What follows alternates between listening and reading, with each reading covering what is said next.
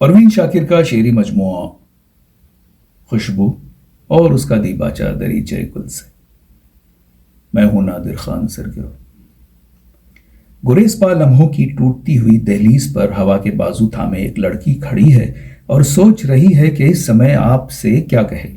برس بیتے گئی رات کے کسی ٹھہرے ہوئے سناٹے میں اس نے اپنے رب سے دعا کی تھی کہ اس پر اس کے اندر کی لڑکی کو منکشف کر دے۔ مجھے یقین ہے یہ سن کر اس کا خدا اس دعا کی سادگی پر ایک بار تو ضرور مسکرایا ہوگا۔ کچی عمروں کی لڑکیاں نہیں جانتی کہ آشوب آگہی سے بڑا عذاب زمین والوں پر آج تک نہیں اترا۔ پر وہ اس کی بات مان گیا اور اسے چاند کی تمنا کرنے کی عمر میں ذات کے شہر ہزار در کا اسم عطا کر دیا گیا۔ شہر ذات کے جس کے سب دروازے اندر کی طرف کھلتے ہیں اور جہاں سے واپسی کا کوئی راستہ نہیں۔ بات یہ نہیں کہ فصیل شہر جاں کی زرد بیلوں پر کبھی کسی کا جمال صورت صحاب نہیں اترا، یا اس شہر کی گلیوں میں زندگی نے خوشبو نہیں کھیلی۔ یہاں تو ایسے موسم بھی آئے کہ جب بہار نے آنکھوں پر پھول باندھ دیے تھے اور حصار رنگ سے رہائی دشوار ہو گئی تھی، مگر جب ہوا کے دل میں برہنہ شاخیں گڑ جائیں تو بہار کے ہاتھوں سے سارے پھول گر جاتے ہیں۔ انہی پھولوں کی پنکھڑیاں چنتے چنتے آئینہ در آئینہ خود کو کھوجتی لڑکی شہر کی اس سنسان گلی تک آ پہنچی ہے کہ مڑ کر دیکھتی ہے تو پیچھے دور دور تک کرچیاں بکھری ہوئی ہیں۔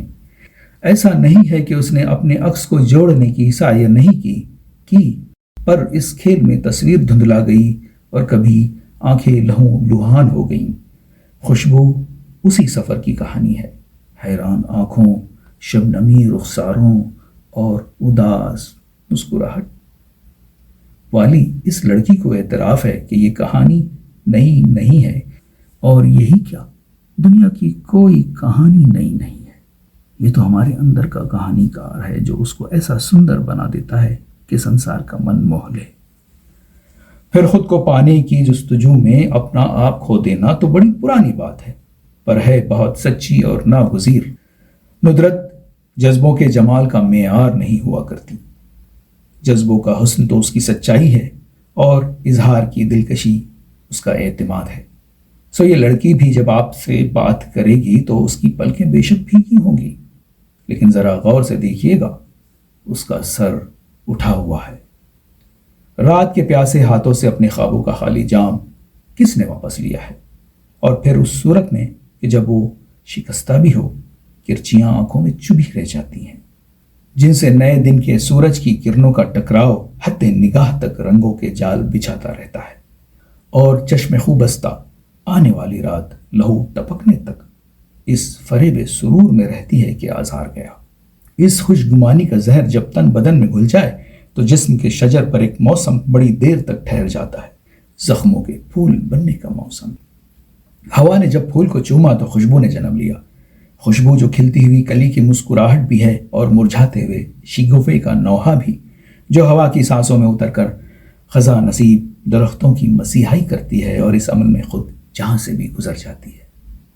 خوشبو جو محبت کی طرح ہفتہ آسماں، دوستی کی طرح مہرباں، نیکی کی طرح یاد رہنے والی اور رفاقت کی طرح دکھ بٹانے والی ہے، جو بچپن کی سہیلی کی طرح جلتے ماتھے پر ہاتھ رکھ دیتی ہے اور ماں کی طرح پل بھر میں وجود کے سارے دکھ چن لیتی ہے۔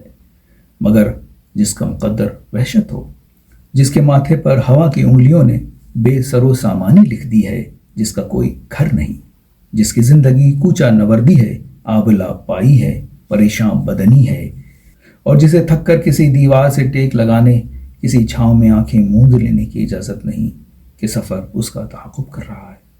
وجود کو جب محبت کا وجدان ملا تو شاعری نے جنم لیا۔ اس کا آہنگ وہی ہے جو موسیقی کا ہے، جب تک سارے سر سچے نہ لگے گلے میں نور نہیں اترتا، دل کے سب زخم لو نہ دیں تو حرف میں روشنی نہیں آتی۔ وجود کے سر تیور بھی ہوتے ہیں اور کومل بھی، تیور سر عذاب لاتے ہیں اور کومل خواب، کبھی چیخ، کبھی کراہ، کبھی سسکی اور کبھی گفتگو، کبھی سرگوشی اور کبھی خود کلامی۔ خوشبو کی اونچی آواز آپ کو شاید ہی سنائی دے کہ عذابوں کی پذیرائی کرتے ہوئے بھی اس لڑکی کے ہاتھوں میں گلاب ہی رہے۔ مگر لہجے کی صبا فامی سے پہلے ایک رات ضرور آتی ہے، اپنی آگ میں جلنے بجھنے کی رات، کہ اندر کی آگ خام ہوئی تو کوئلہ اور باہر کی تپش سے بڑھ گئی تو نقش سویدہ ہفت پہلوئی ہیرا بن کر جگمگا اٹھا۔ کچھ کمگوش یہ کہتے ہیں کہ اس لڑکی کی شاعری میں سوائے بارش کی ہنسی، پھولوں کی مسکراہٹ، چڑیوں کے گیتوں اور اس کی اپنی سرگوشیوں کے اور کچھ نہیں۔ اگر زندگی سے محبت کرنا جرم ہے تو یہ لڑکی پورے غرور کے ساتھ اپنے جرم کا اعتراف کرتی ہے۔